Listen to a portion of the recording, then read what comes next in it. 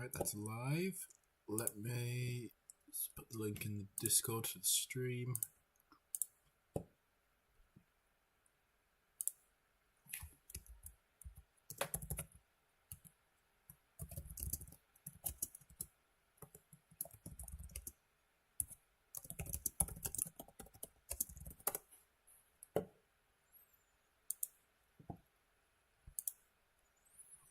Okay, let's set up the game.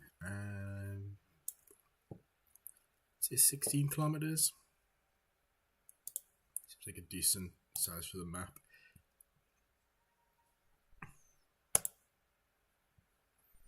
Okay, what's the scenario? I kind of want variety, so like, I don't want the tornadoes to become a wedge and then just stay that size for the whole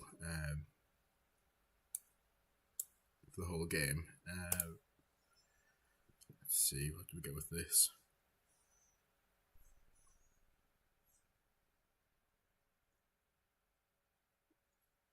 Okay, again, some variation in the size there. Okay, I think that looks decent. So, I play. Alright.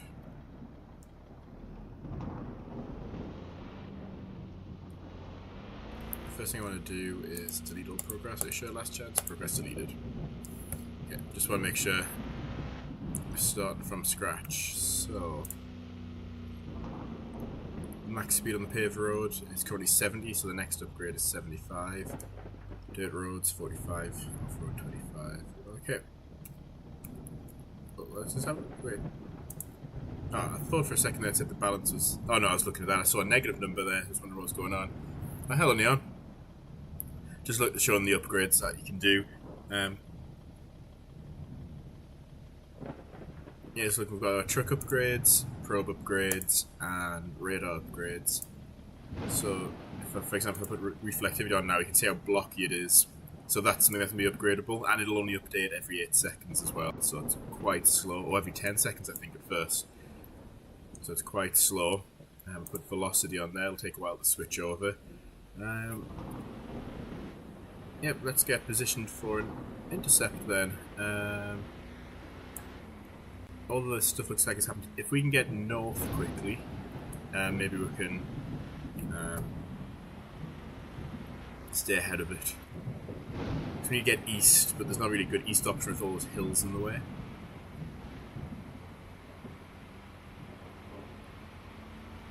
Yeah, I think the progression needs to be in there.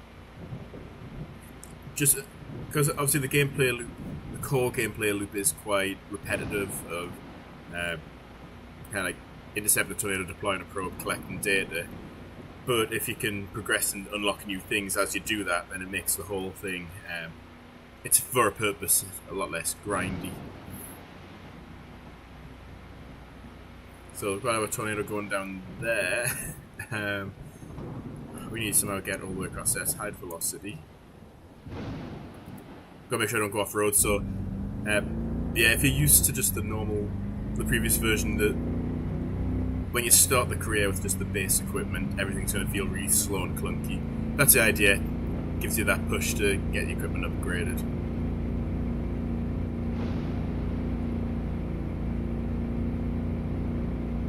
So the tornado's over there. I have to try and plan a route that way. Turn the lights off because we're not under a cell right now. Oh, it looks like the tornado's lifted again. So we've got some time to get ahead of it. There's no save button, so every time you analyze your data or purchase an upgrade, it just automatically saves. And then if at any point you want to delete your progress, I'll just show it here. You can press this button. You'll have to press it 3 times for it to actually delete the game, just in case you hit the wrong button for whatever reason. So that's where you clear. But yeah, just it auto saves whenever you buy something or earn any data. It doesn't save you, so it doesn't save this data. But every time you hit the Analyze Data button, it saves however much money and anomalies you get from that. You see, it's painfully slow off-road, so going off-road isn't much of an option at the very beginning of the career. Higher render distance. No, that's always been in the game. goes up to 12 kilometers. I can make it go even further than that if people have systems which can handle that. So the tornado's down here, so we need to get east of it. This is going to be hard, especially capped out at about 70 miles an hour. So we're going to be playing catch up, so this is kind of difficult for Intercept in career mode. Oh, it's putting down a funnel again. So we need to get over here. Yeah, I'm thinking something like that. So, right, left, right, left.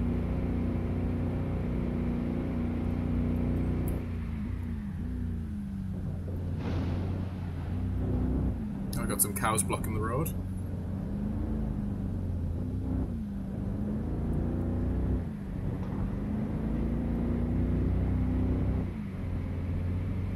Okay, yeah, I think the 12 kilometer option is hidden.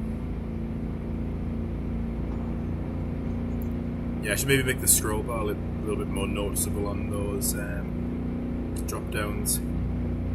Let me just zoom in the mini map so I can see where I'm going. Yeah, so I need to take this next left. No, I'm going to catch up to it probably just in time for it to come off the map.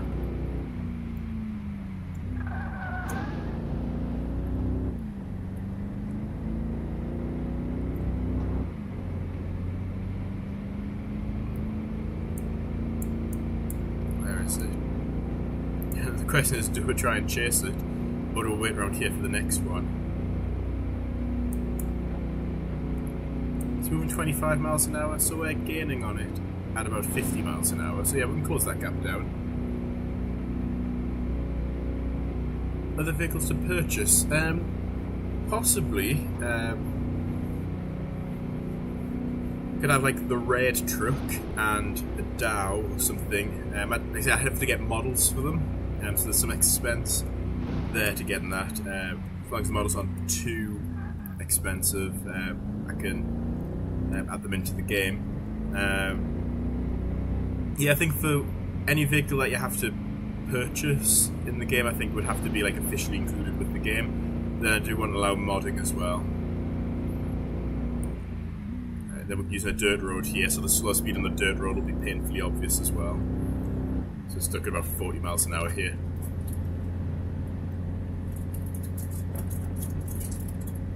So it makes route planning a lot more important when you're when you're just starting out. Are we going to catch it in time? That's the question.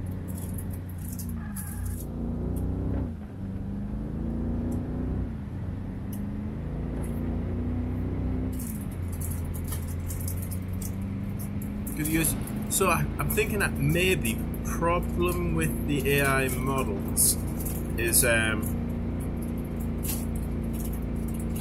like things like having separate parts. So this truck model wasn't just one solid mesh. Like the windows were separate, so I could like assign a glass material to them. Like wheels are separate. The problem with the meshy AI generator is that it just generates one solid mesh.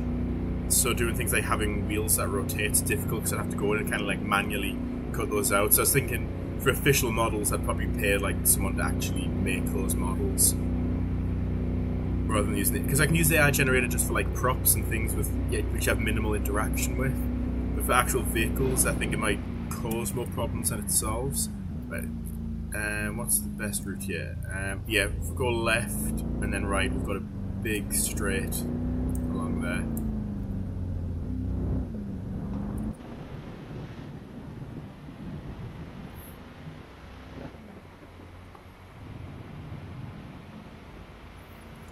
One thing I need to try and figure out is how the difficulty curve of the game is kind of inverted.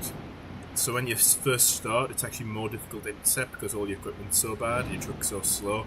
Then as you upgrade your equipment, the loop gets easier. So I think I need to figure out some other way to add it. As you upgrade your equipment, you get like additional challenges somehow.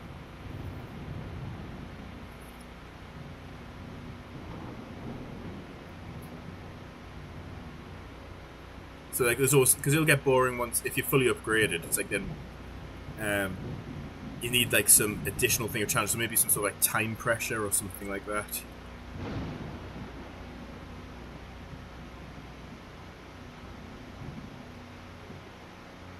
Will the little laptop from 2023 make a return? I don't see any reason why I couldn't. Like, I'm still using the same truck model, so yeah, it'd be easy enough just to stick the laptop back down there where it was.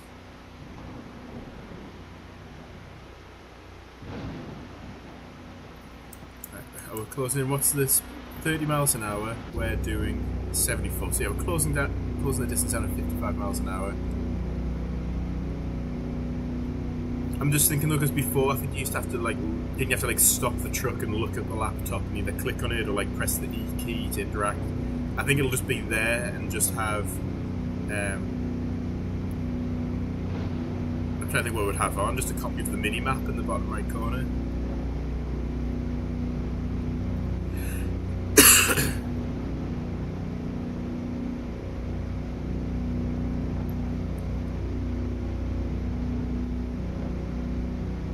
Yeah, it's an interesting idea. I'm trying to think what else that would impact, because each change has like knock-on effects, like a cascading effect, which need to be accounted for as well. Okay, so what? This is 0.4 of a mile. Where are we? Okay, we need to take this next left. Don't think we're ever going to catch up to it. This is difficult.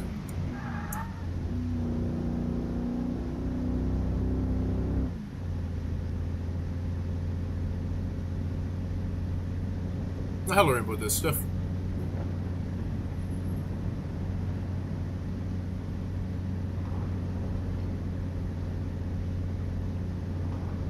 Yeah, so keep the mini map in first person view, and then let's see, which way should I turn here?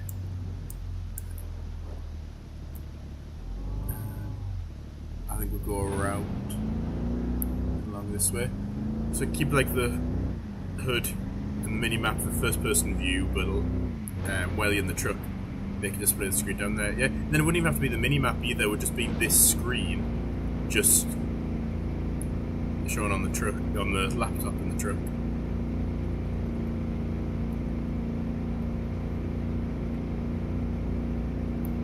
It looks like it's starting to weaken again. Some cows. Hopefully the vegetation comes back soon.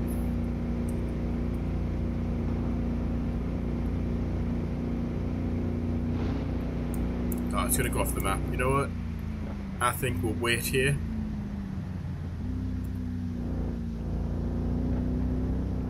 We'll watch it rope out.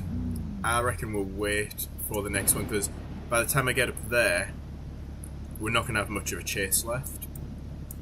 But the trick is that all the tornadoes will spawn down here. So I think if I get back in this area here, if I can get to like here, let's head back that way. I think there's no point going after it now. It's about to go off the edge of the map.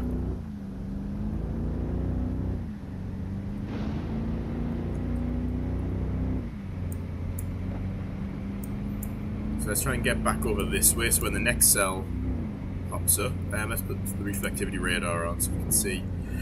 Excuse me, we can see as the cell dies.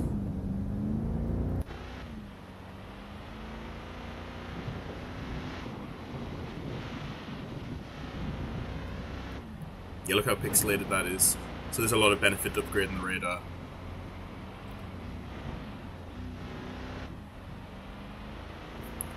The headlights, I think. Right, let's just head back towards the southeast corner. Hopefully we'll have better luck this time. And take this right here.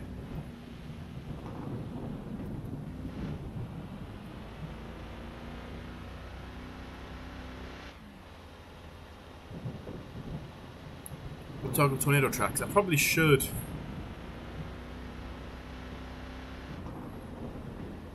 Yeah, I think I need to add that. To just make navigation a bit more difficult. I did add some transparency, but it still makes navigation difficult. Oh, there goes the sun. So I have a nighttime intercept for our first intercept. Yeah, look, the tornado's decaying now. It's got about to rope out.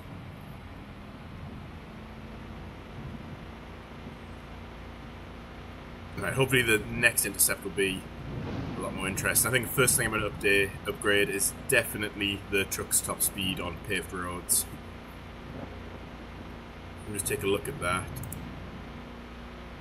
Yeah, $2,000. Which we can earn quite quickly with one good intercept. I think we can earn that.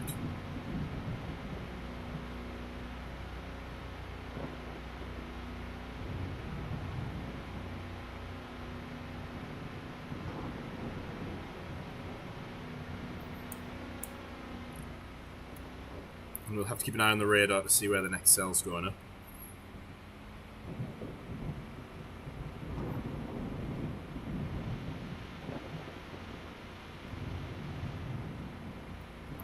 As you can see, starting out, things are difficult, but you just need to get those first one or two good intercepts, and I'm thinking you should be able to upgrade yourself to a decent, a decent starting point to make intercepts noticeably easier. Right, you can see the cell dying, both by looking at it and seeing on radar as well. Look how big those pixels are.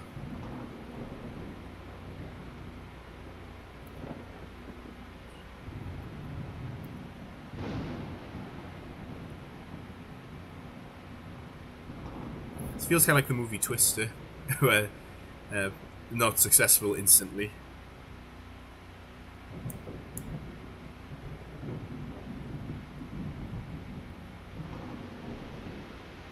Right, that cell's almost gone.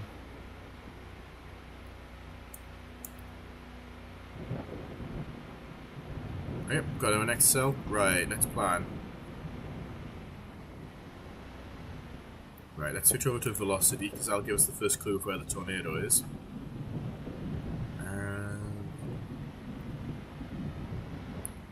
And which way am I looking here? I'm looking west, so it should be moving towards us. So yeah, we're in a good position now. So if I take this next right, should be good.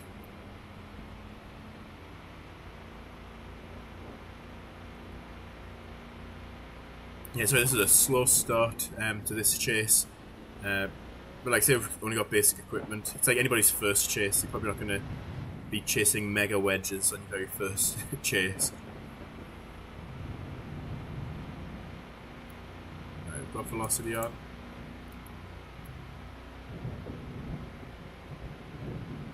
So we keep looking at the cell. Don't want to get too close. We want to have options north and south. So yeah, I think we'll wait on this intersection here, and I think within a minute we'll know what we need to do. So we need to either look visually for funnels. Oh, there we go. You can see on there. So which way is this heading?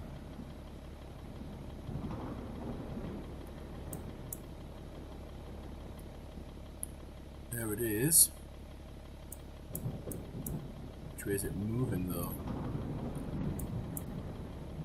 It looks to me like it's just heading northeast. Yeah. So, if that's just heading northeast, let's turn velocity off. We know where it is now. We can probably intercept somewhere up here. So let's hop in the truck. We need to go right, left, right, left. Okay, follow the road round. Left, right, left. We'll keep an eye on it in case it decides to change direction. Yeah, so we're definitely going to have a good intercept with this one.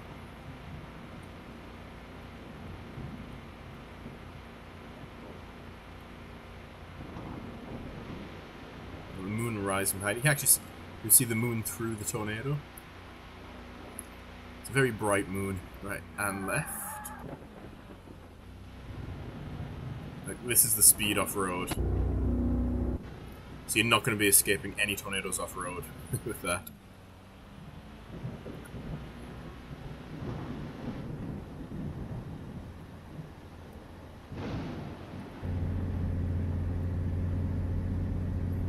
Looks like it's coming straight for us. Yeah, try and get closer. Let's get closer. The sun's coming up. That's going to make it a bit easier. look cooler as well, be able to see stuff that actually gets ripped out of the ground.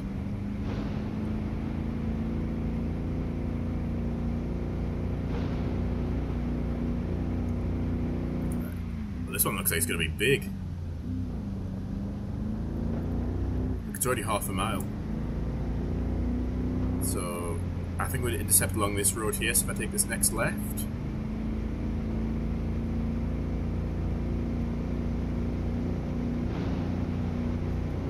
Next left. Right, zoom in. And I think we'll go for a manual deployment as well. What's it moving at? 25 miles an hour? Got a little bit of margin here.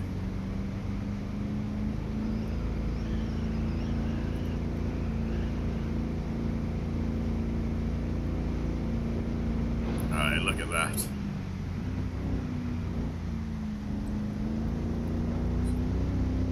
Right, wind speed 65.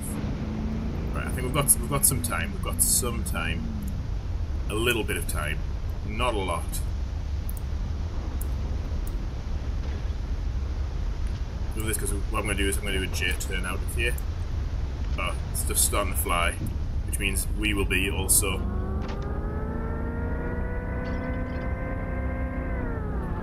Right, what we do is put it in the movie camera mode.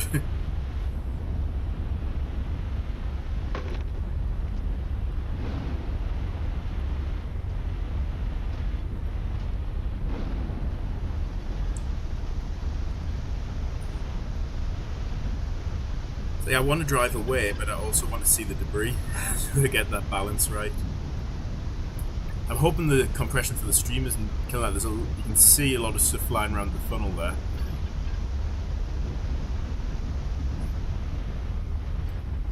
Oh, it's going at 5 on us as well.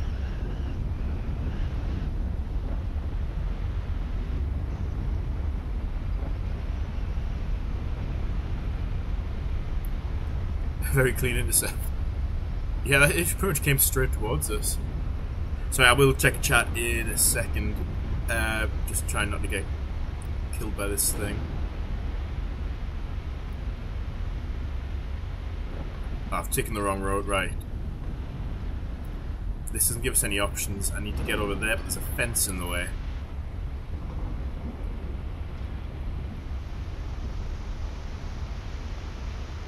Here comes the rain.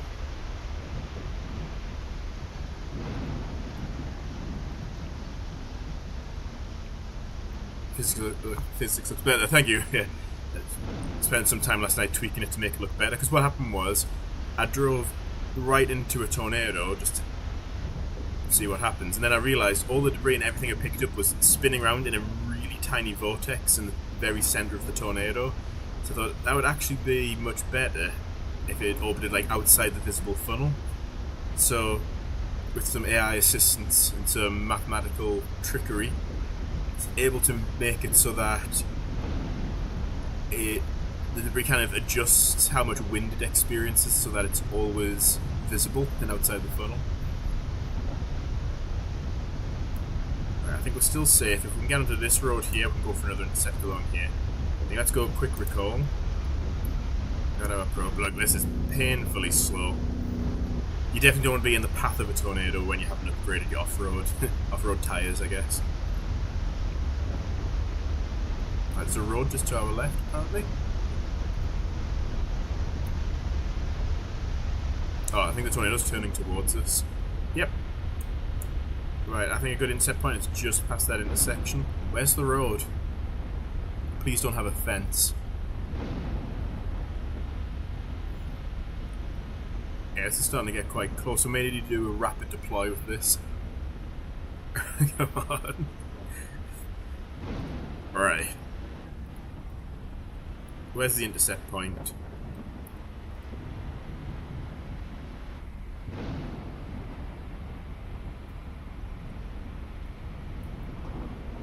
It's going to be somewhere along here. Let's zoom in. I'm going to have to eyeball it on the mini-map. Maybe just do a rapid deploy. There's some solar panels going there. These are probably going to go in a second. Some cows there, sorry cows. And deploy.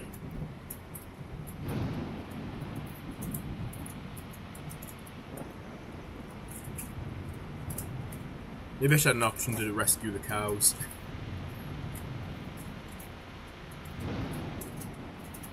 When perfect, this road turns to the left so we can go for another intercept along here.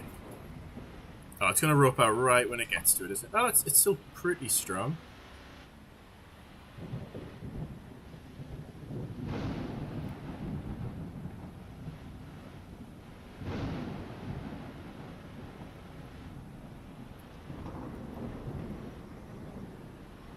Oh, that's a good idea, Neon. So I'm just reading your messages now about how to tackle the inverted difficulty problem.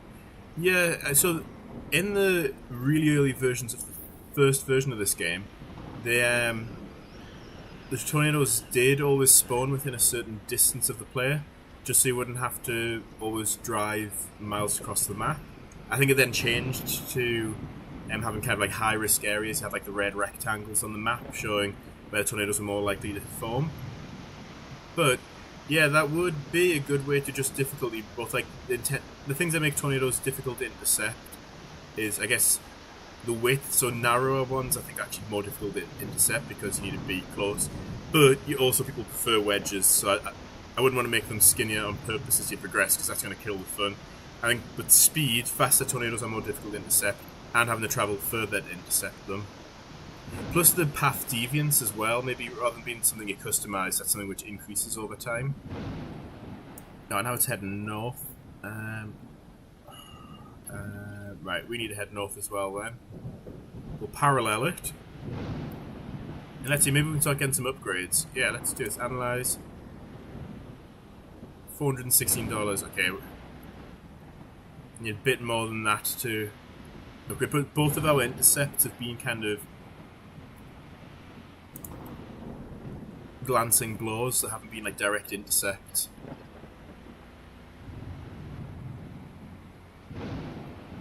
The internet died the second you said boo. You scared your computer offline. Miss anything? No, so what happened was, just as I was starting to catch up with that other tornado, it was almost off the map, so I decided to turn back and try and intercept this one. So I head back to the southwest corner, and this started to form. So I've done 2 intercepts, and both of them were kind of successful, so I've earned $416. I'm still a freshman because I haven't discovered any anomalies yet.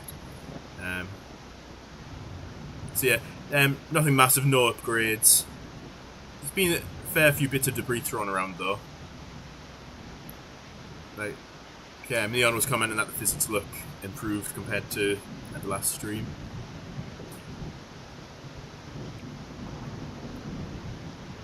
Right, if I head northeast, northeast. Right, we can intercept somewhere along here.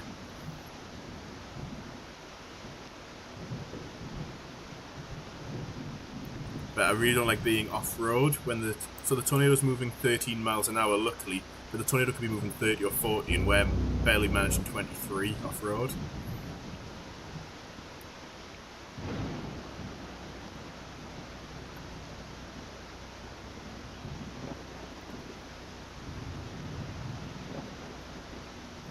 Alright, let's start planning an intercept.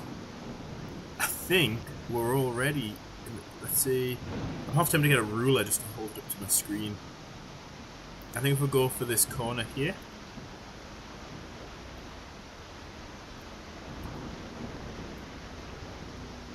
I think somewhere about here would be best.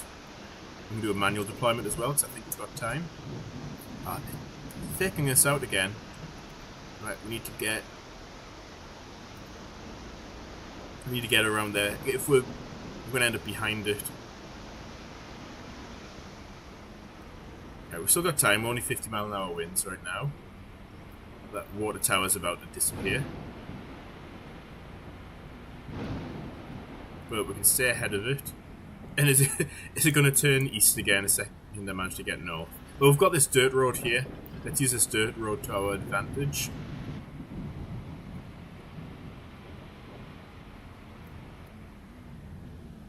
Where do we need to be for an intercept?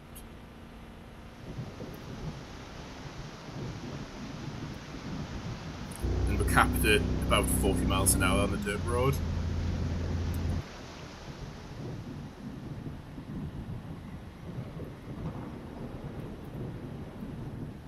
It's heading north again. This one's not making up its mind of which way it's going. At least it's only moving 10 miles an hour, so it's given us some time to position perfectly. Right. I think just before this intersection. Let's do a manual deployment as well. Just... yeah, we're getting F4 strength. Right. Manual deployment. We can only collect wind data, that's the only thing. We can get... yeah, we need to get out of here pronto. Probe cam?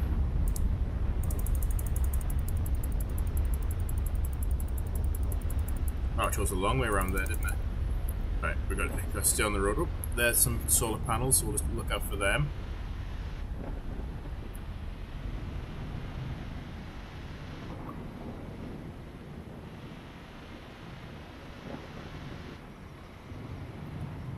Right, yeah, let's just keep heading north.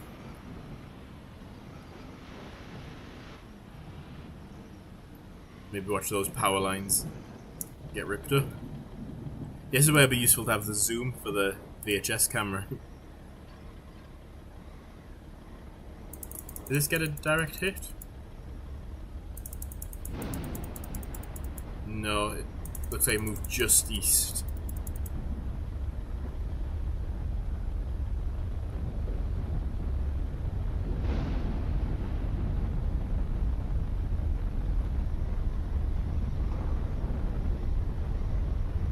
Let's go for another intercept. Yeah, look, we keep getting just the edge of the funnel. We need to get a proper intercept. Come on, quick recall. Oh, look, it's sped up to 40 miles an hour now. I don't know if we can even beat it to that intersection. We can try. We can do 70. Can we beat it to that intersection? I don't think we can. We can try though. 80 mile an hour winds. Although, see all those solar panels disappearing? This is risky, but I think we can do it. We can do it. 105 miles an hour. It's right on us. Right, stay on the road. Stay on the road. This is a lot more intense than it looks. Trying to control the camera and execute the escape route at the same time. Right, we can go for another intercept along here. Oh, it's a weakening again, right? It's every time we get in a good position to intercept, it either weakens or moves. So yeah, so this is where the additional challenge can come from.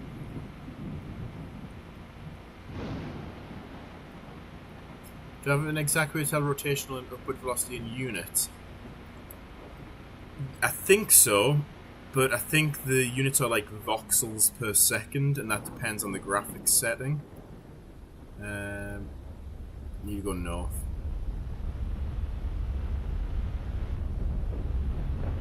I could probably approximate them in meters per second based on what they are in voxels per second.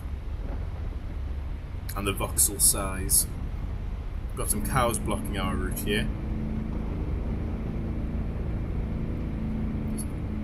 Those.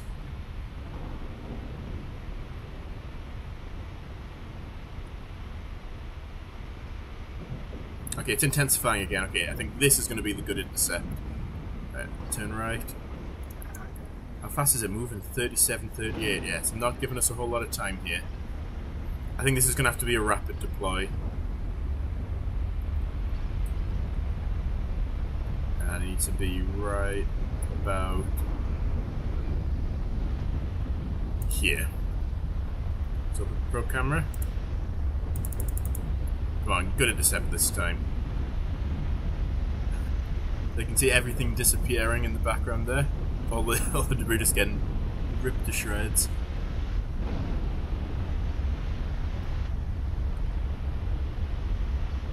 Oops.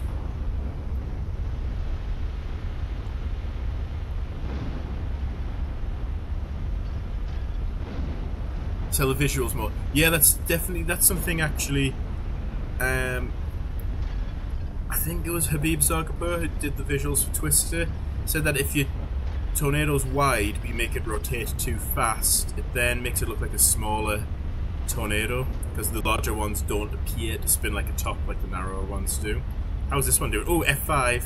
This is excellent. We're going to earn a lot of money here. It's right in the middle. You can see stuff getting flung.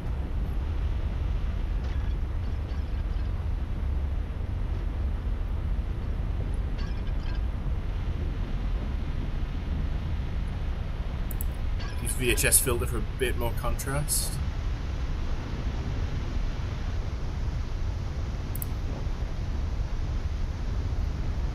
Still getting F4 samples.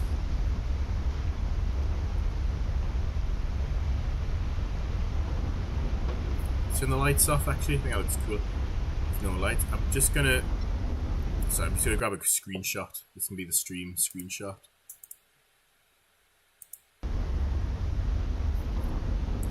Lights back on. Do we go for another intercept? Oh no, look at that! Turning left. Tornadoes don't turn left. Except almost every strong tornado in history when it starts to occlude.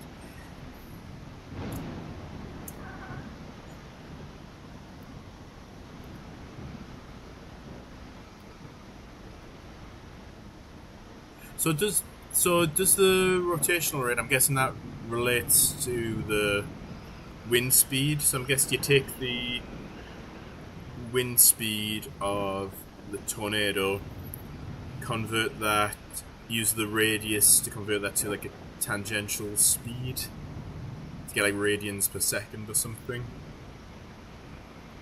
So I think I tried to do that in the 2023 version, but I don't know how accurately I did it. I don't know how much of a difference it really made. Just because those tornadoes were rendered completely differently to these ones. I think with these ones, something like that would make a big difference.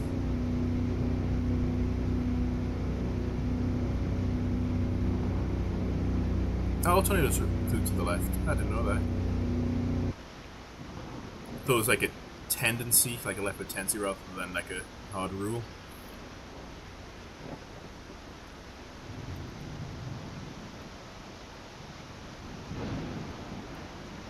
Right, should we sell a data and try and get some upgrades?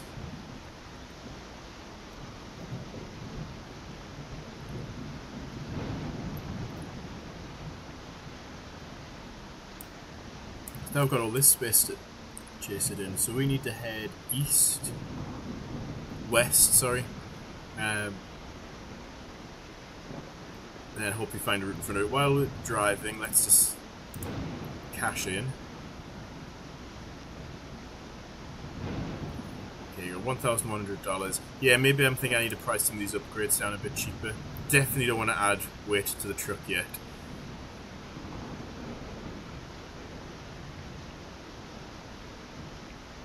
Yeah, I want to save it for this one. Get that extra 5 miles an hour will make a difference when we're this slow.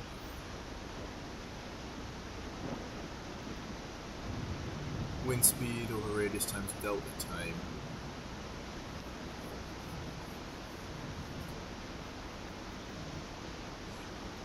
Yeah, you make me think of the Enderlin tornado we just had.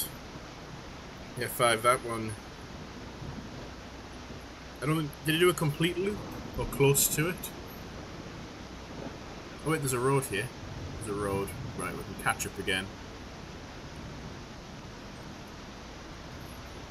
So we'll go around this way. So we'll just follow the road around, and once we get to the T intersection, turn left.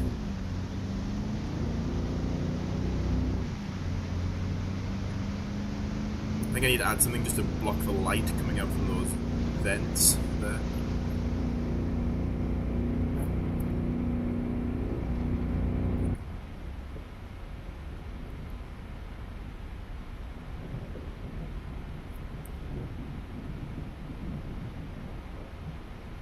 You said left turn, not much loop. Which ones historically have done a loop? Because I feel like I've seen them. Just I've watched like a lot of those like mini YouTube documentaries where it shows you like the damage trails. I feel like I've definitely seen loops before. I just can't remember which historical tornadoes did that. Oh, let's do a quick recall, actually. Because we'll be able to collect F1 samples. Look at all that. This is like the Ralph Wiggum I'm in danger meme right now.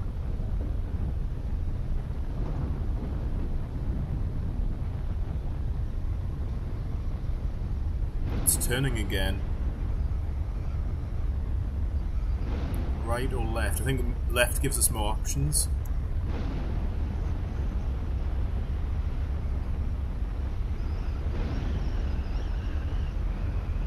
Oh, the tree almost took us out.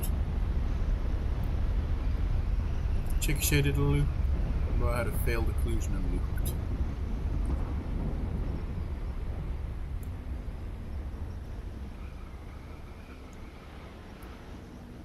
Parkersburg had a dozen failed occlusions and loops.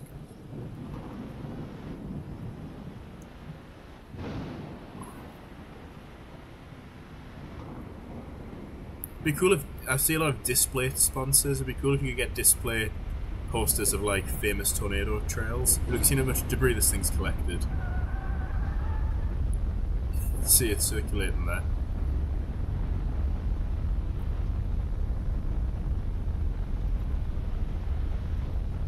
I think it's about to go off the map.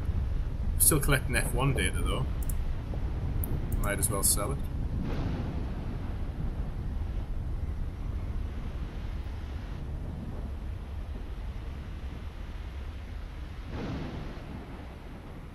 One second.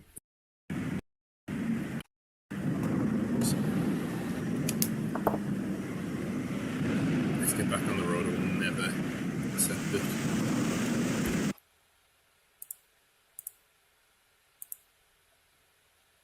So I was saying I'm waiting for my head. I've just paused while I'm waiting for my headphones to. On any one normal northward moving cyclic storm, a tornado will be favouring turns in a cyclonic direction. Oh, okay, that makes sense.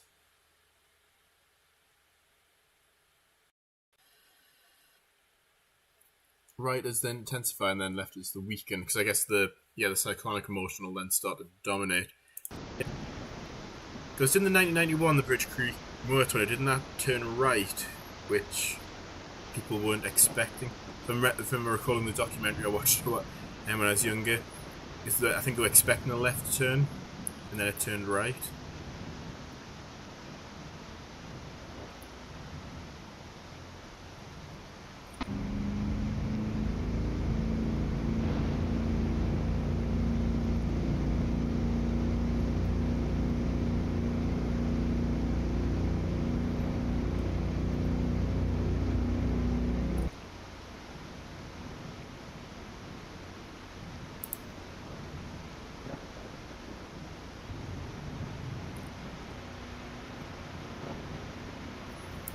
Not sure if we're going to be able to intercept. Let's go for it. We've got one last chance to intercept it. It's slowed all the way down to 12 miles an hour.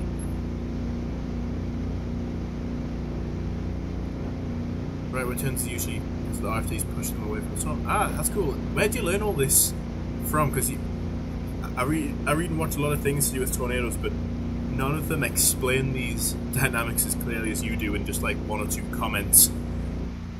I can watch an entire video, read an entire book about it, and then you just explain it in a way that just makes sense instantly.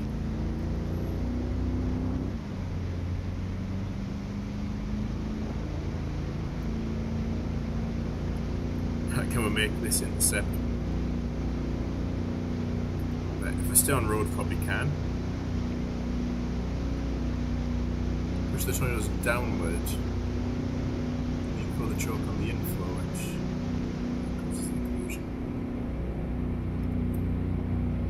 coolest way to visualize all these things in 3D, like have like an interactive tornado which you can like view like how the inflow and RFD and everything interact.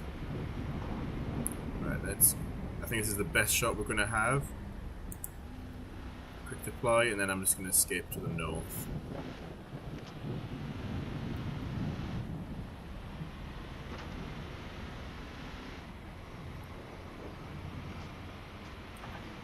Then there's no speed limit once you're outside the bounds of the map. So I can just circle back.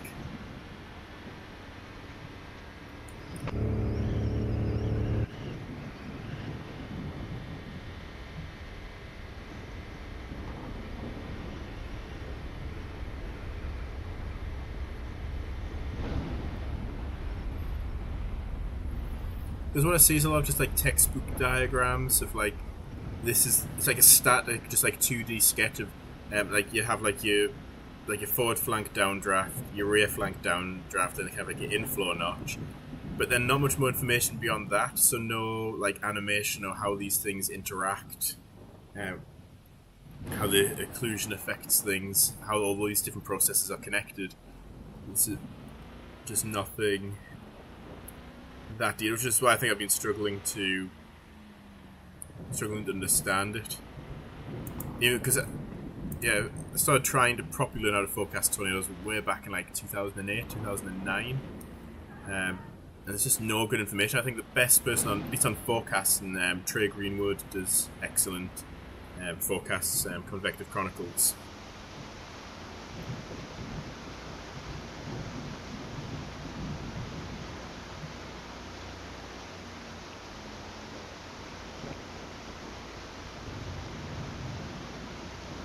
Swinging motion.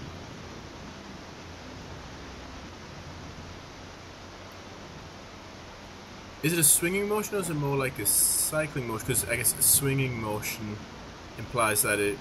Let me draw this out with my mouse on the screen.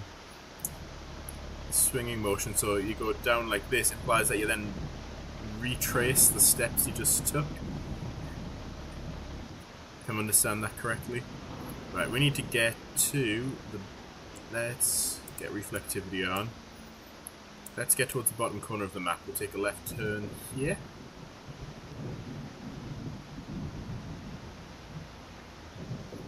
How much money have we got? Have we got enough to upgrade yet? No. So I'm thinking the start of the difficulty might be a bit too difficult. Maybe I'll bump the starting speed up to 80.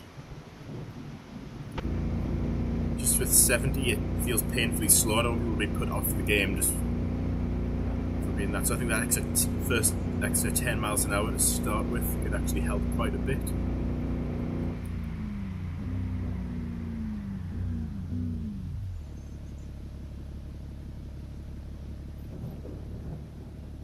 So if it goes eastward, I'm going to sketch this out on the screen. So if you go eastward, after he pushes the tornado downwards, so it begins to intensify. After he pushes the tornado upwards, tornado fully matures, constricts. Is what we're roping out. Oh, a single swing. Okay. Yeah, so he said swing motion. I was thinking back and forth, like it goes, it retraces its steps. Because I guess you have inflow, then as it occludes, I guess does that increase vorticity because it's getting pinched.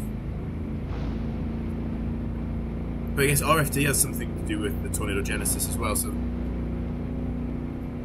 Yeah, RFD I guess helps with tornado genesis and intensifying the tornado, but also has the effect of kind of pushing it, I guess, down and to the right. And then as it weakens the occlusion, makes it want to curl up and to the left.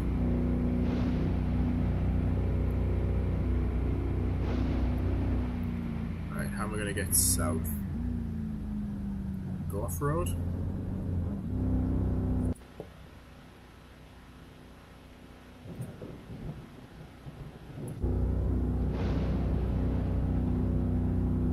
I think what I'm going to do, I'll do another peek behind the scenes. Let's load the game. And then I'll just change the Streamlabs settings to capture my screen instead of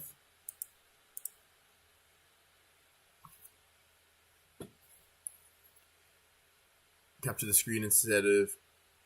the game. What I'm going to do is I'm going to change the difficulty levels. I'll show you how all the difficulty and everything's assigned in the editor.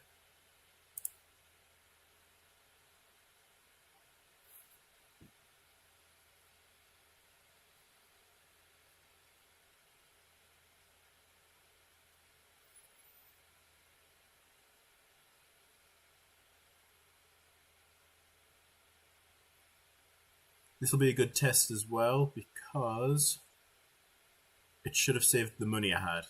What about $1,100, $1,200?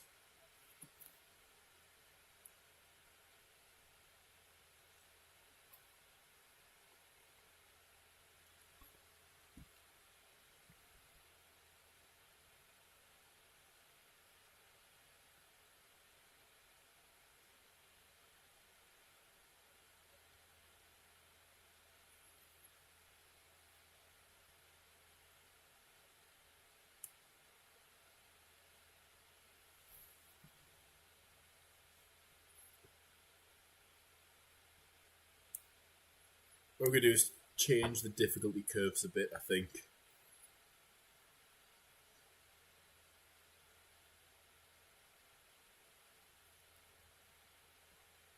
I don't know if you can hear it on the microphone, but the fan on my laptop is struggling.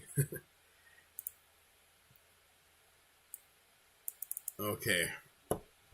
So I have what's called an upgrade catalog.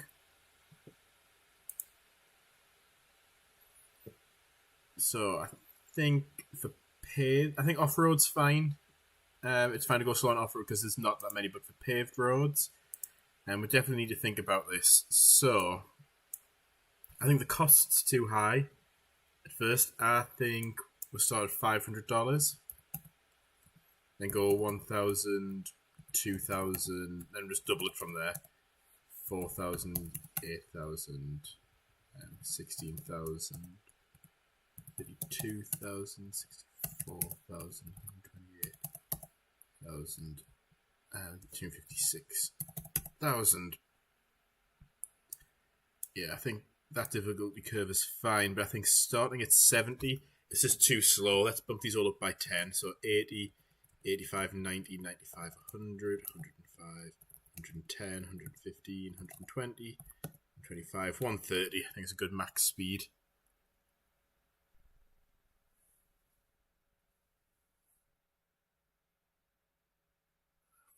The SVC has a Streamwise Vorticity current, if I remember Lee Orff's video.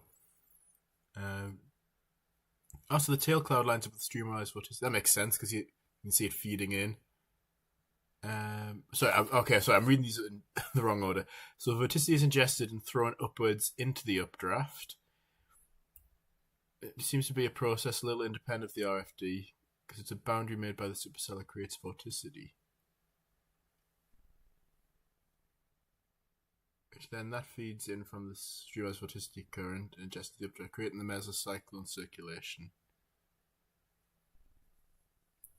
Oh, so the mesocyclone and the tornado are not two separate things. I guess the tornado is just an extremely intense area of Streamwise Vorticity kind of aggregating in one area. Because I think the green... Because I remember I watched one of Lee Orff's videos. It's like a 3D simulation of like this Streamwise Vorticity kind of like getting aggregated into one... into this one tornado till it forms. And then it's like a couple of weeks later, Reed Timmer put his Greenfield video out, and like that was almost an exact real life version of what you actually saw in the simulation. So yeah, Lee Orff stuff. I think he's dead on with what he's doing. Like his simulations are matching reality to an insane amount of accuracy. Yeah, I think we'll do that. Let's take a look at some of the other upgrades. I think off-road, I think it's fine how it is. I think you should be discouraged from going off-road initially. Dirt roads, I think this is fine. I'm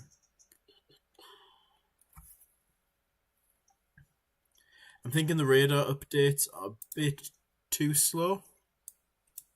10 seconds between updates. It's quite slow. I think we'll set that to 5. Let's see, we can go like 5, 4.5, 4, 3.5, 3, 2.5, 2, 1.5, 1, 0.5. That worked out nicely. And again, I think I should make these a bit cheaper. Let's just half all these. So 500, 1,000, 2,000, 4,000, 8,000, 16,000, 32. Okay, let's do that. Okay, I just think that'll make things a bit easier for intercepting.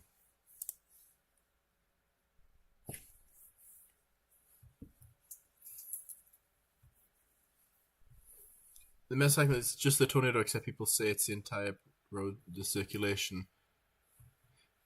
Yeah, because I've heard people that think it's a bit of an exaggeration when they say like the mesocyclone's touching the ground. Like it's not a tornado, it's just the entire mesocyclone's reached the ground. But I think some of the more intense tornadoes almost look like that.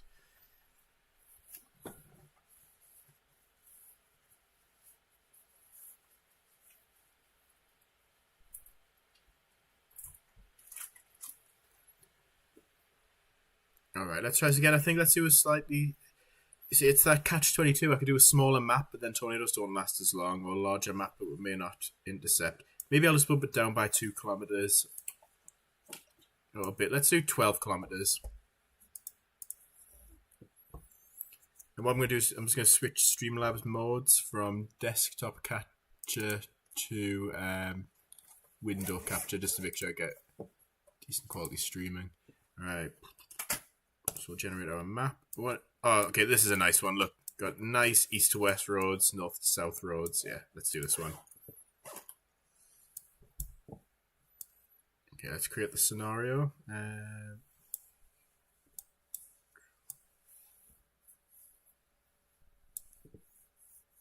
Preview the chase.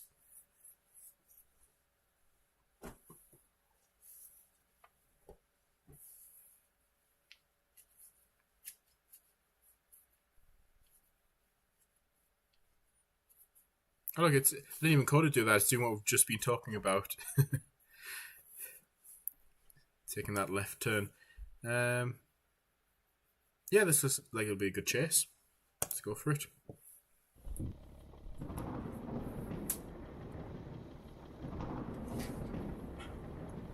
Got our cell going up straight away. And let's check, did it, yep, saved our cache from before. So I haven't lost any progress. Reflectivity, this should update every 5 seconds now instead of every 10.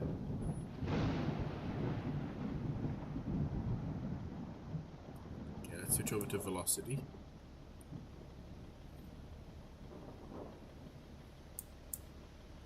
Because I don't know if I should be heading west or north.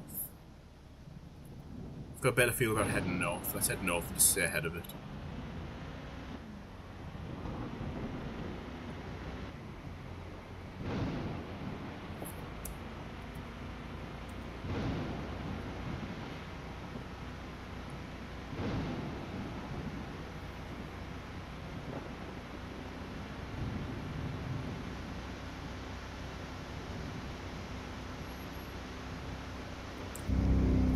Yeah, this extra bit of speed definitely makes a difference.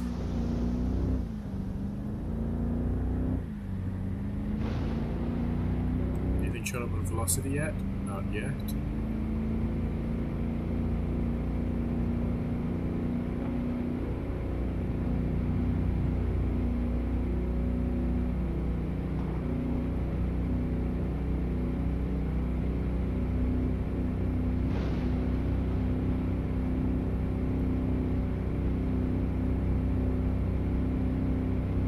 I don't want to keep going west, I want to go north.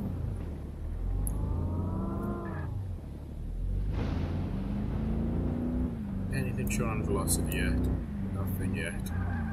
Just stay ahead of it. I think that's the most important thing, is staying ahead of the storm. If you can stay ahead of the cell and the tornado, then you can go for repeated intercepts and stay ahead. Once you've got to try and catch up, you've got to try and get around the tornado while it's still moving. And the road network doesn't always go where you want it to. So it creates a much bigger challenge once you get behind it. Oh, there we go. Some debris getting kicked up there. So we're not going to take this right because it doesn't take us anywhere, we'll take the next right. There's the funnel. It looks like it's going to be big just based off the size of the debris cloud.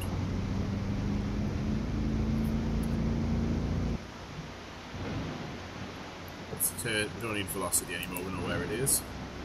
It's right here.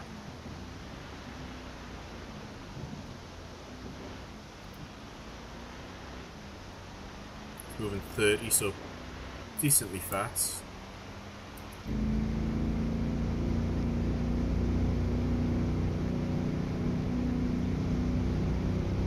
It's first thing in the morning in the game, so all the destruction and stuff's going to be visible rather than being at night.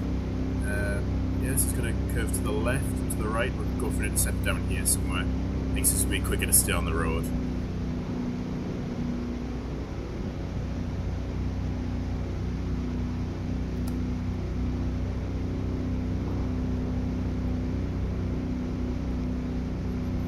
So we've got an intersection coming up, we'll turn right and then we'll follow the road around to the left, and then we should get an intercept somewhere around this cornfield. So you try to stay ahead of it, moving 34 miles an hour, which doesn't sound a lot when you can do 70 miles an hour, and your truck, but you have to cover more distance than the tornado. The tornado just move in a straight line. Just the challenge.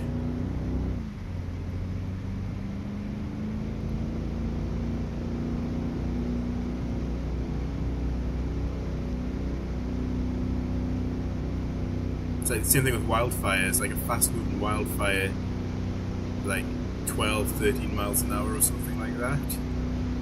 But when you're in like steep or rocky terrain with like the gear on that wildland firefighters where like you might be able to run faster than for a few seconds, but you're probably not going to hold it much more than that.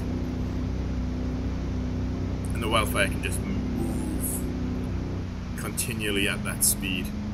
0.7 miles. It's getting wide already. Put a pre-made map back into the game. Yeah, so what I want to do eventually, but this is much more in the future, much further in the future than just now. I don't know if I want to port the map from the 2023 version back into this, but but I'm gonna have to update it because the roads are like the wrong width. This is getting close. So what I'll probably do is import the terrain, so like the height map, but I'll have to completely redo the textures, the roads. I'll have to split it into 500-meter chunks so it can be loaded into the game because the map's designed to work on 500-meter chunks. We can't really go right for that intercept, can we? What are our options here? Let's off-road. Let's go off-road. It's 20 miles an hour off-road, but that's moving 17 or 18, so we should be able to stay ahead of it.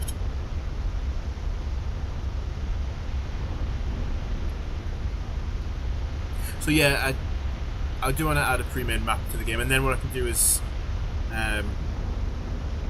possibly do some real-world locations. I do have software which lets me take a real-world location and add it into Unity. But I'm thinking more like real-world locations of like filming sites for movies rather than real-world locations of places which were actually hit.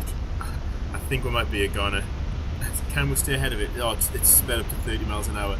If we can get onto this road before it picks us up. This isn't good.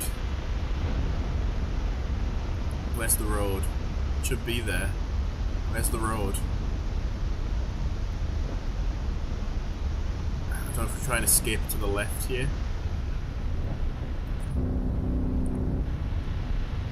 Getting a bit too close for comfort. It's 120 miles an hour as well. This is the point where it's going to start lifting the truck up.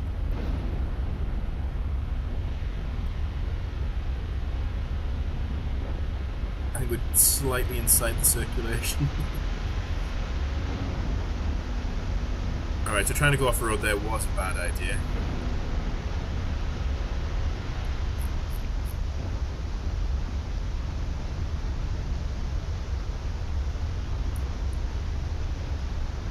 Right, if I head northeast now, I can get onto a road and go for another intercept.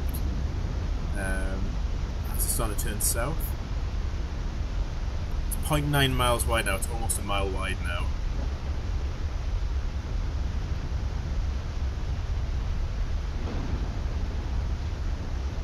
Just need to get onto a road. Try and zoom out.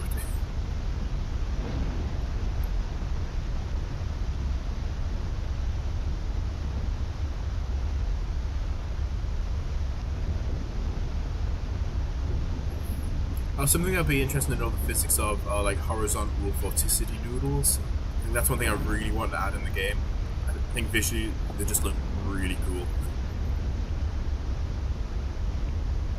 Right, so if we turn south here,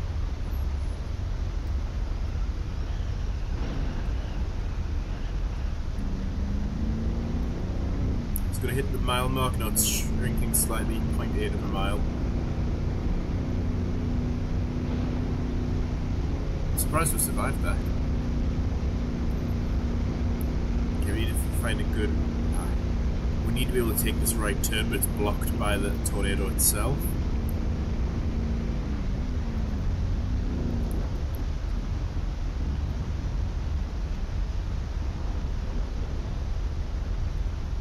can't take that right.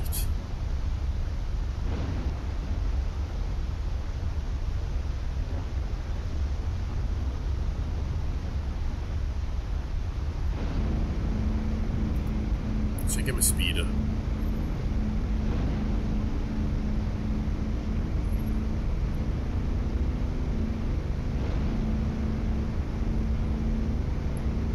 Horizontals on not really anything. It's just every time you see them, it's like people call them out. You hear them say like horizontal vorticity noodles, and you only seem to see them on the most intense tornadoes. Is it literally just a horizontal vortex and that's it? Right, we've got a bit more of a margin here to get south.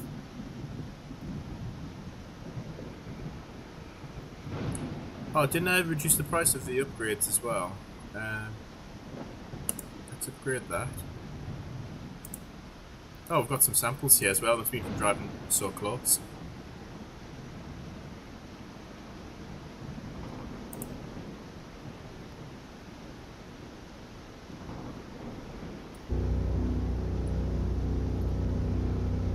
Oh, this thing's turned. This is like an inverse of El Reno.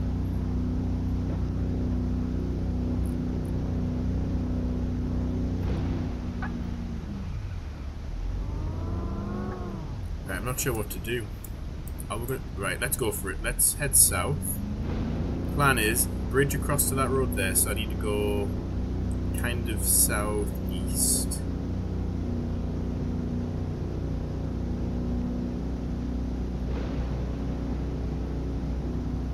And then go for the intercept down here. I'm hoping it turns left so that doesn't go off the map so soon.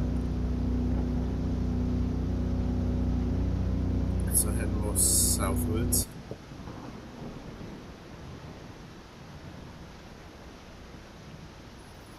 Very high humidity environments in the area is for it to condense.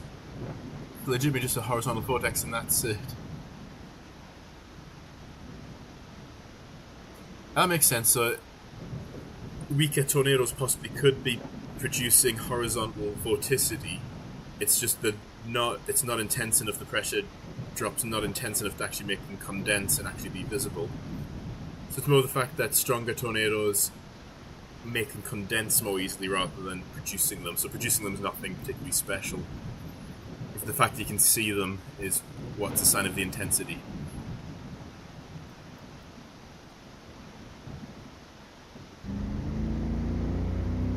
Right, we're on here. Let's go south as fast as we can.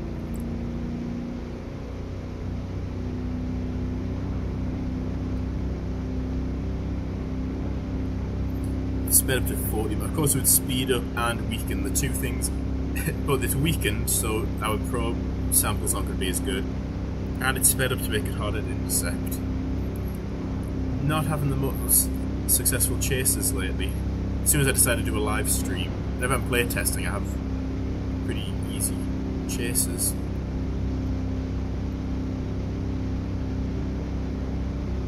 So I think we're trying to intercept this intersection down here.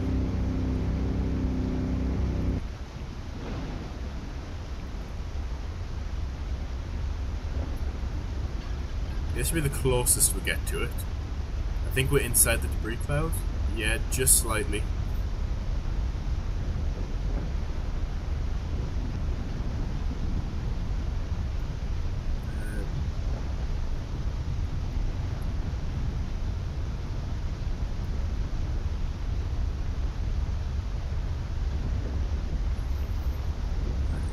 Is it intensifying again? Good. Let's try and intercept it around here. Right, let me get back on the road. Because we're probably going to end up dying if I don't get on the road. And this is probably going to have to be a rapid deploy. This way. About here. I want to be a little bit further down the road.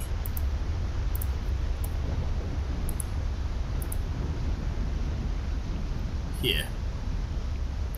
This looks like a good spot. There's not really any escape route. Quick deploy.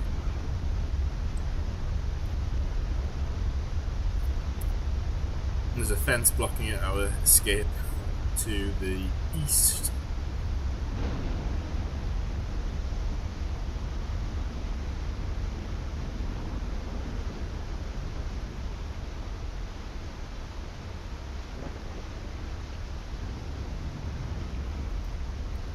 Switch to pro camera view. Okay, I think we're gonna get a good intercept here. Zoom out a bit.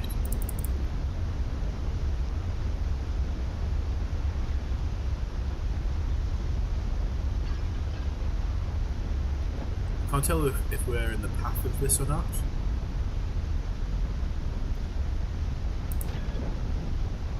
Yeah, we still are. What's that? That's a tractor.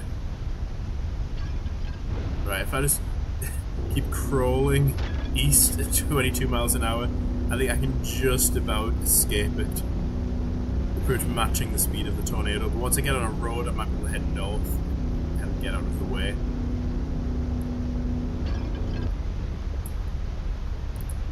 Look at that, not a position you ever want to be in real life. 20 miles an hour off-road and the tornado's just barreling down on you.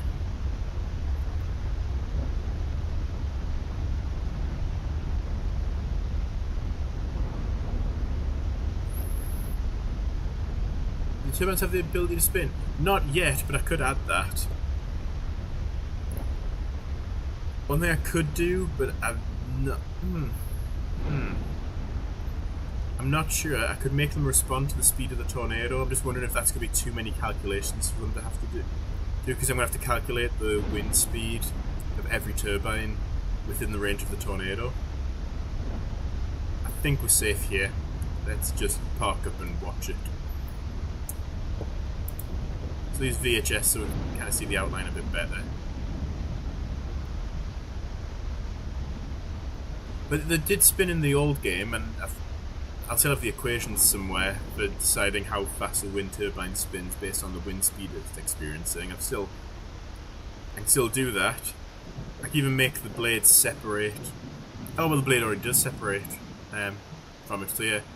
They just have to add some logic to make it rotate on its axis depending on the wind. Because I'm thinking it does already have to calculate the wind speed it's experiencing, because for everything that's destructible in the world, once it's within range of the tornado, then starts calculating, well, what wind speed am I experiencing? Should I break apart yet or not? So it's already doing that logic anyway, so I literally just kind of hijack that for the wind turbine and just make it rotate.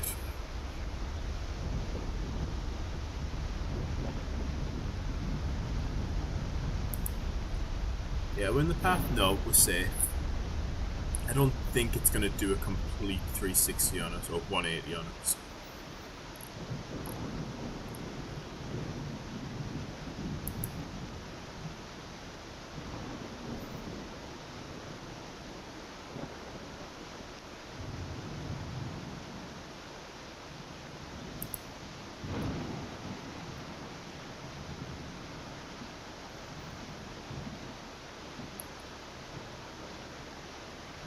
Yeah, it's weakened. It's going to rope out now that it's outside the map.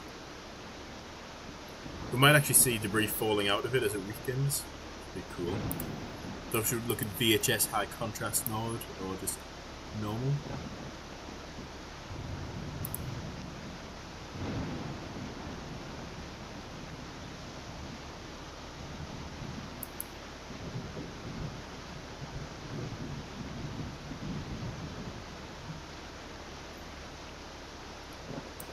Because we're not too far from this corner of the map, so we can go for another intercept again pretty soon. Let's check data. Oh, that's pretty decent. No anomalies yet, but we can probably do some more upgrades. I kind of want to upgrade the speed off-road. I do seem to be going off-road a lot.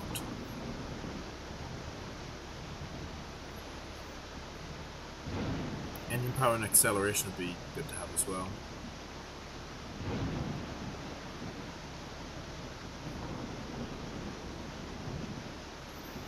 Yeah, so That's going to die out. So let's start heading... Well,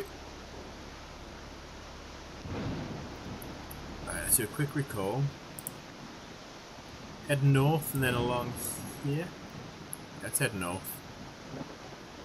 So I think we're already facing north. We're just going to have to navigate this hill. I think it'd be better than going off road. I was going to say off screen there. That's not the right word. Off road.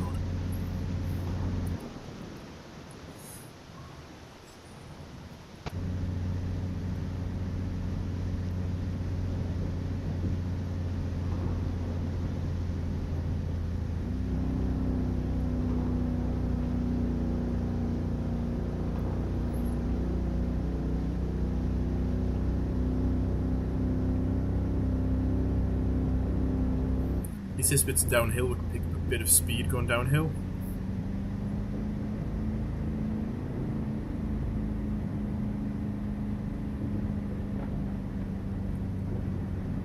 Right, let's get the reflectivity back on.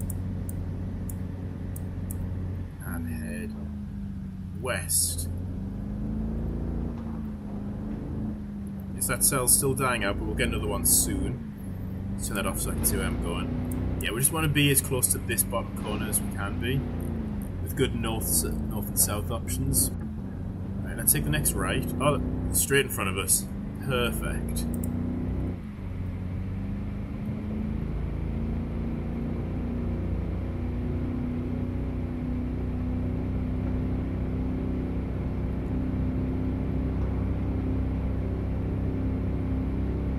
Turn the lights off. I think we don't need them just now.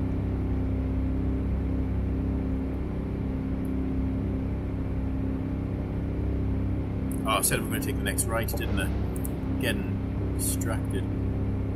No, we should have taken that. Should have taken that. See, that's one thing I like about the off-road speed being so slow. Like, you can kind of... If the off-road speed's higher, you can kind of get away with thinking, oh, I've missed my turn, let's just go off-road to make up for it. Let's just try and take a shortcut here rather than plan out the route properly, but this forces you to plan your routes out. Well, that just appeared from nowhere. Plan your routes out more carefully. Oh, well, this is going to be big. It's just formed. It's already a third of a mile. It's over 30 miles an hour. So let's take not this left, but the next left.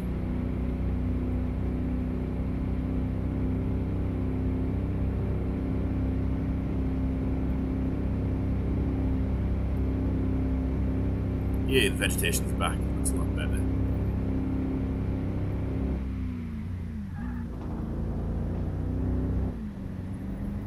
I think this is going to be a big one, half a mile already, and we're only at F3 strength. We'll be looking at a mile wide wedge again. That other one was just about as 0.8, 0.9 of a mile.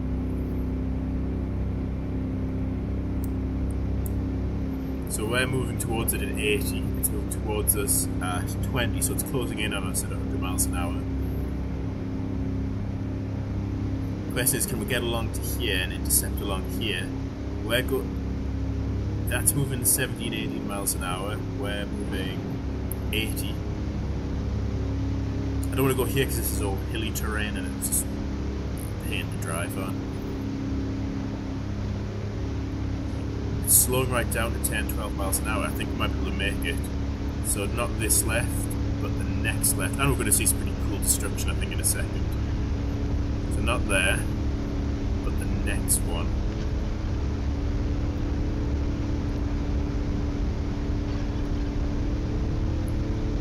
Well, what's that? Something with a lot of pieces. Was it a fence or something? Well, the wind's already 100 miles an hour. I'm already getting pulled in. I think we can still make it. It's moving south as well. I think we can still make it.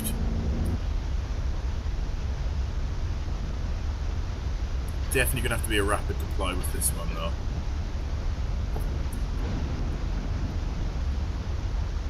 Whoa. Uh-oh. No, I think it's got us. It has us. I can try and brake and hold the handbrake. But yeah, no, we're going in.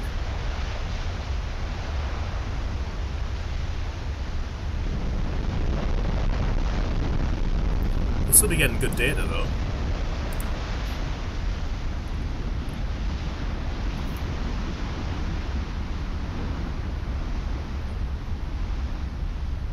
got some friends to keep us company, some trees and bits of solar panel and barn.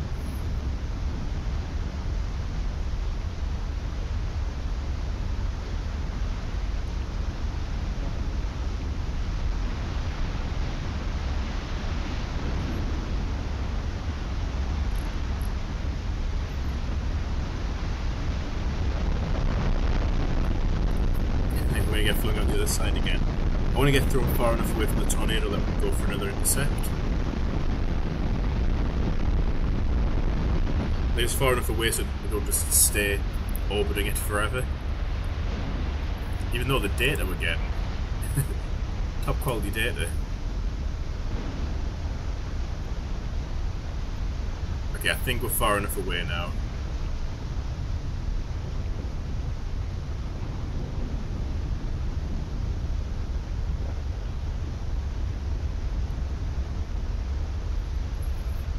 Yeah, I think I need to tone down the lift coefficient for the vehicle. I can customize that in the editor. I think the lift coefficient's a bit too high, especially for like a 2.5 ton truck. Right, we're gonna have to re-strategize. Yeah, all these tornadoes are taking really annoying paths. Look at that.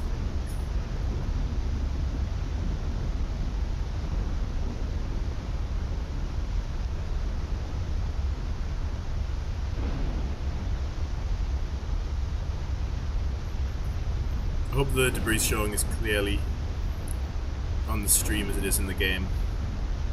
So if you have lots of small items on the screen, the compression can kind of kill it.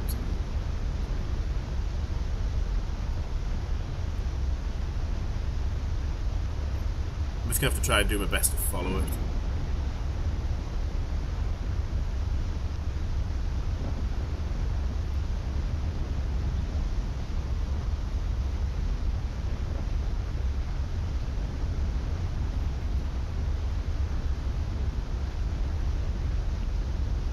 The game doesn't even seem to be lagging either. Bear in mind this is a laptop and I'm streaming at the same time and I have the Unity editor opening. Like, it's still really smooth despite all the physics going on there. What do you want? 90s effect?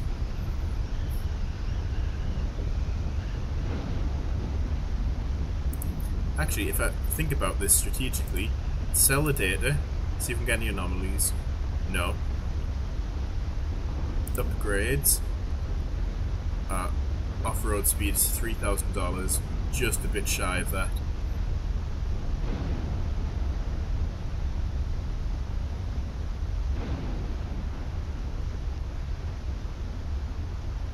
I think I need to add some colliders for the branches for the trees so they don't just roll forever like this. Let's not get I'm in the same situation as the Ram and Twister. Barn's got slabbed, almost. So he's got one wall remaining. This is going to look even better once we've got houses with roofs which can like split in different pieces and things.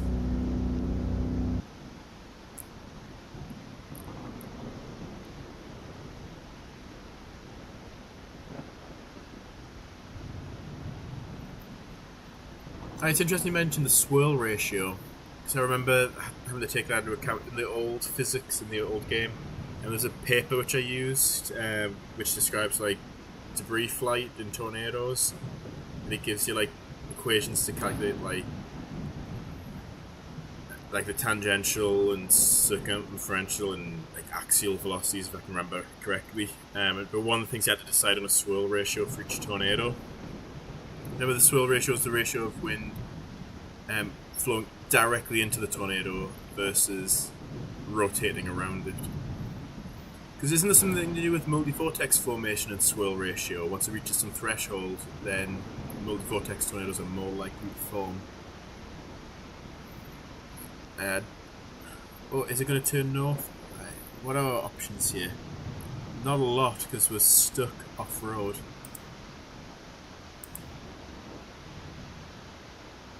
Oh no, we're not just shy of 3,000, we're just shy of 2,000. Yeah, I need to add some branches so the trees don't just roll forever.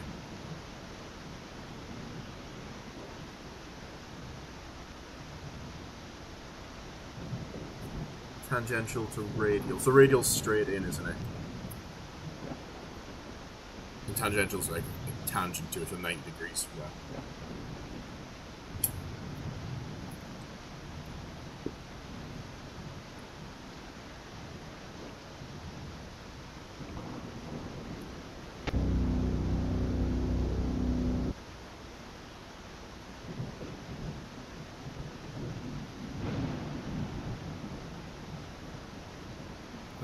Two cells have a central downdraft and become multi-vortex. Yeah, it seems crazy to me that there's actually wind blowing downwards in the center of more intense tornadoes. It doesn't. I don't know.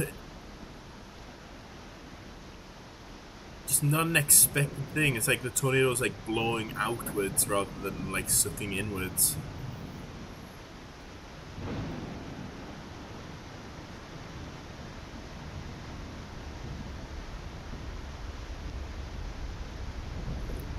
So I'm going off-road just to get a bit of advantage here. Not off-road, sorry, out of bounds, so that we don't have the speed limit anymore. So doing 100 miles an hour off-road to catch up.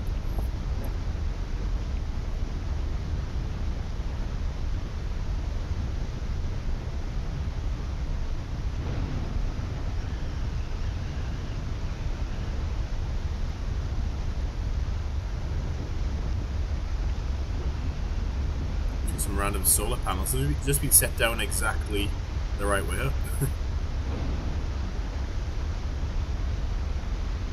Alright, we need to try and intercept this before it dies.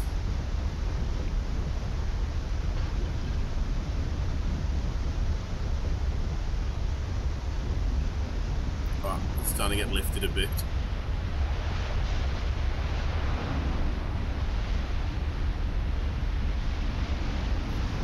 Check out the data. I want to get that off-road speed upgraded.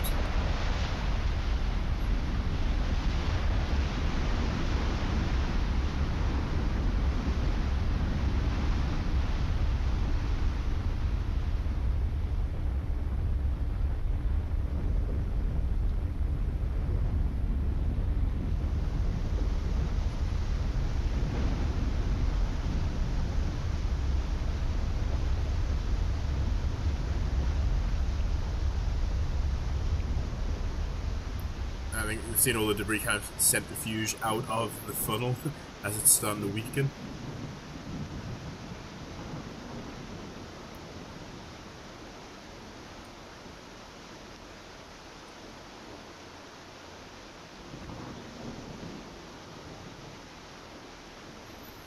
So, yeah, what strength is the central downdraft? So let's say you have like a, say, 200 mile an hour winds in the tornado. What, like, tangential winds, so 200 mile an hour tangential. What would you expect the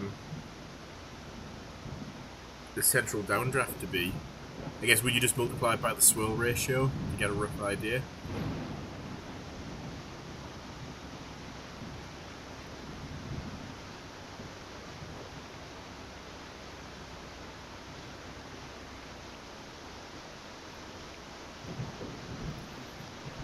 Alright, let's sell the data we got.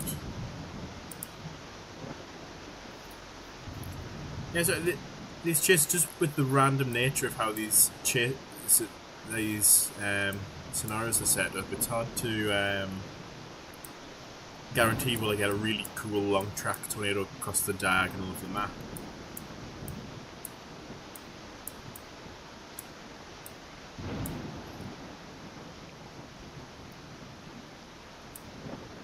I don't really feel like driving all the way across the map. I think what I'll do is I'll start the game again. So let's just check. Got $2,130. Let me just quickly open the game again. I think we'll do one more intercept and then I will have to start getting ready to go to sleep. Because I've got to be up early tomorrow. So let's do 10-kilometer map.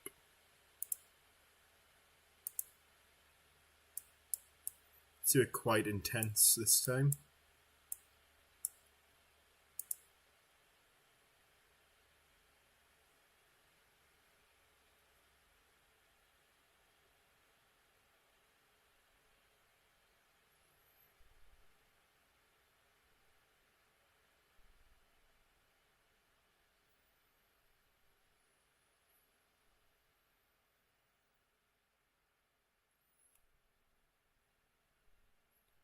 Oh, so you got like a 60-mile-an-hour central downdraft. You had like a 200-mile-an-hour, 300-mile-an-hour winds. That's quite... Yeah, just the contrast between those two is just amazing, really.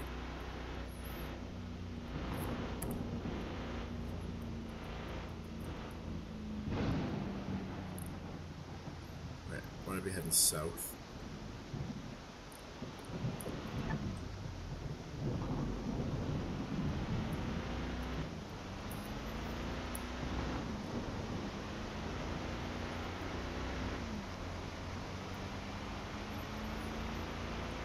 South and then east and then north. Alright, we've got our tornado already. Just trying to get somewhere where there's a bit better of a road network.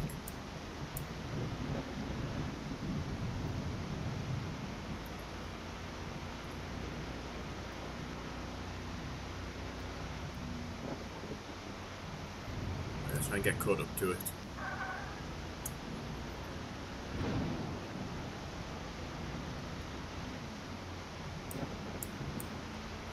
We go for an intercept up here somewhere. I think I'm going to have to go first person view and spend a bit more time looking at the map. That one's growing rapidly as well.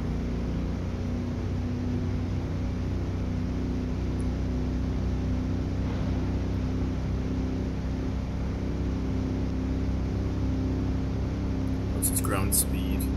33, 34 miles an hour, so it's quite fast. So yeah, I want to try and get up here, so I want to take the second left, then just kind of follow the road around.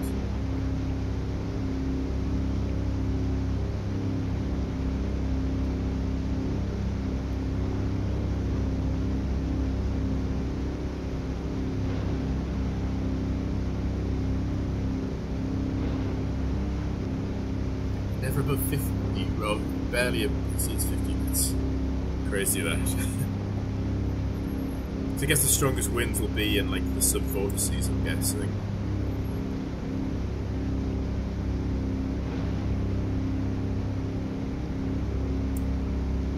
There's a lot that's counterintuitive with tornadoes, I guess. Because there's a lot of like public kind of, not necessarily misinformation, but no, like the thing about like opening windows so houses don't explode from pressure, and like sheltering against like the east or west wall of a house because it was supposed to be safer, where those things didn't really make any difference.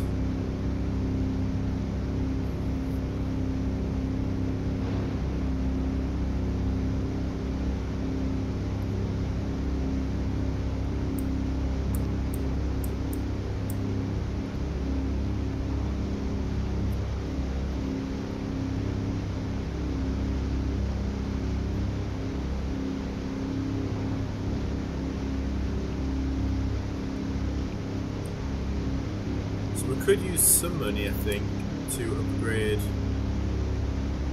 Yeah, let's do this. We're going to start going a little bit faster.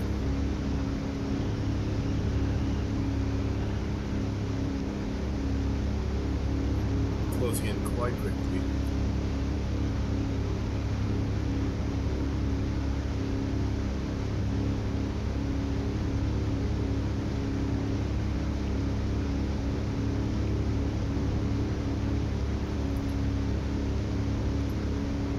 I did see a video, sub-votes have over 300.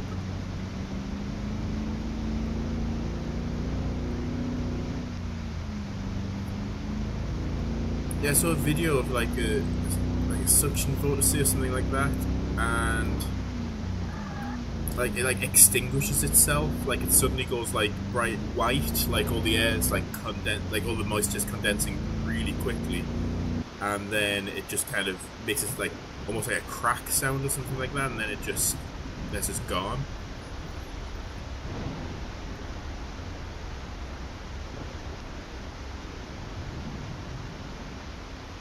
Yeah, so if you have some gust that lasts a few seconds or a fraction of a second somewhere higher up in the funnel, not at ground level, for any sustained period of time, it's not going to do as much damage.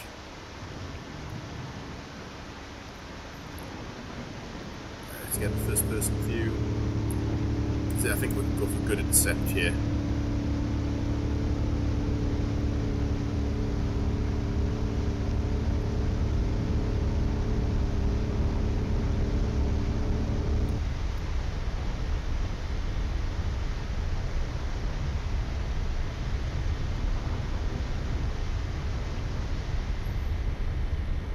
I think it's turning. Oh, it's turning directly towards us. Perfect. Right, let's do a manual deployment on this intersection.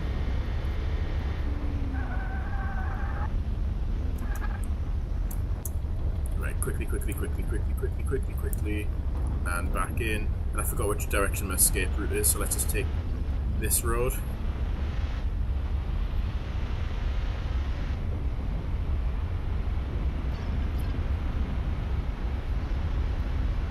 Oh no, the road doesn't go where I want. Right, if we just keep our speed up, try and stay away.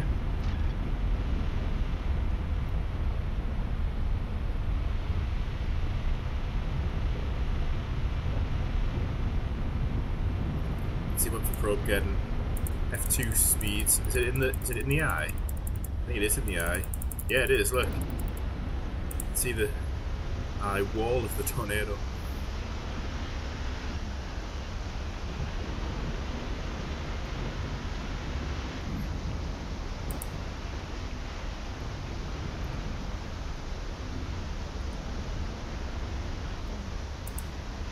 Still getting F2 samples, I'm just going to leave it there. Let's plan the next intercept. We can go up here, so turn left and left.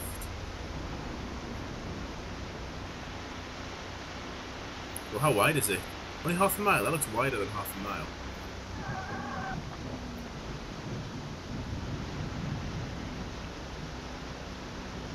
Maybe it's just the proportions of it. It's not as tapered as most of the other tornadoes. A bit of an optical illusion. Plan adding any meme or troll game modes. Green tornado with 420 mile/hour winds.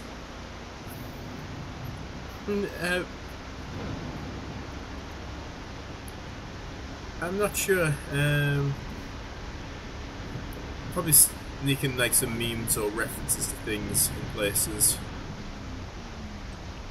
and like jokes and things. I haven't got any like official plans for it. It'll just be while I'm developing something if I think something's funny.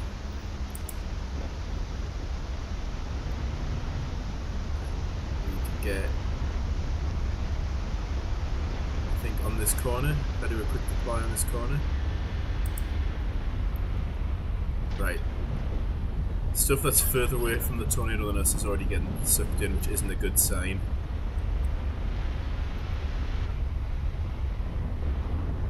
You stay on that road, it will never escape. Let's check from the probe's point of view. I think the probe's already inside the tornado.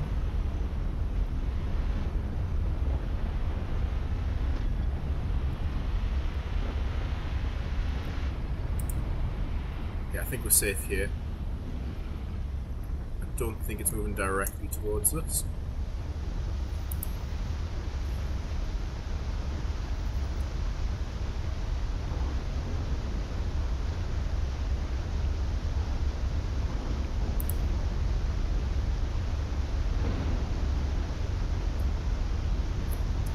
Look at the probe placement. I think that wasn't too bad actually.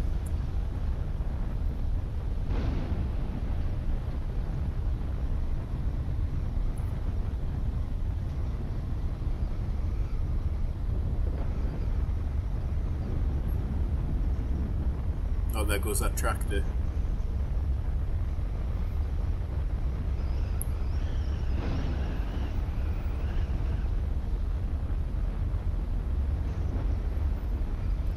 I think it's turning towards us. I think we might be safe. I think it's still going to just about miss us.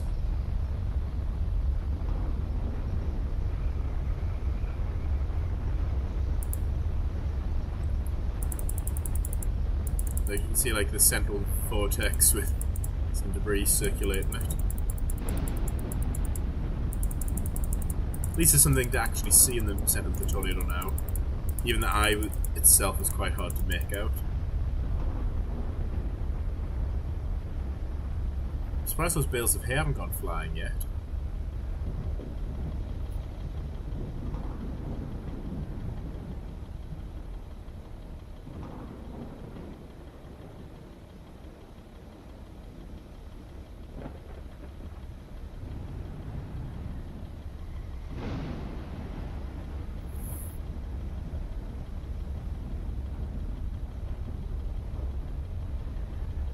Central suction vortex like the twister. Rainbows convinced me more and more to try and add some more realistic physics to these. Is that coming this way?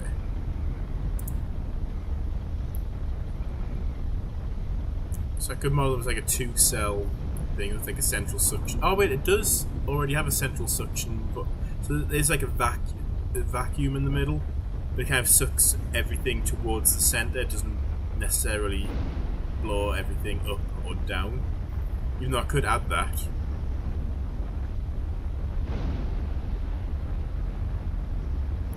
It'll likely change how the funnel gets rendered, because if you have downward force, it'll fan outwards when it hits the ground. It'll probably start blowing out density this way, affect the debris cloud. It could be interesting.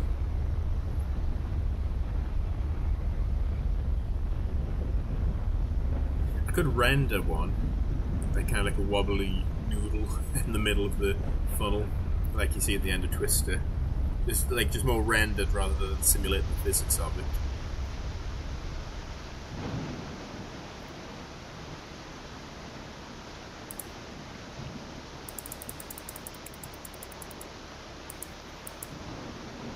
Okay, so I think that'll have to be our last intercept for the evening. Let's see if we can get at least our first anomaly and get our... But yeah, there we go, got our bachelor's degree now. Bachelor, so that'll unlock more upgrades for us. So we can unlock pressure data. One thing I've just realised, I've added those data types, but you don't actually get paid any extra for them. So I'll need to update that. I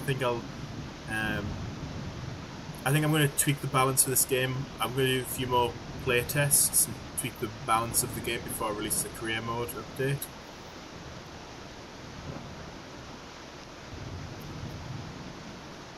Yes, I've seen the Iowa Greenfield tornado. I was just talking about that earlier on the stream.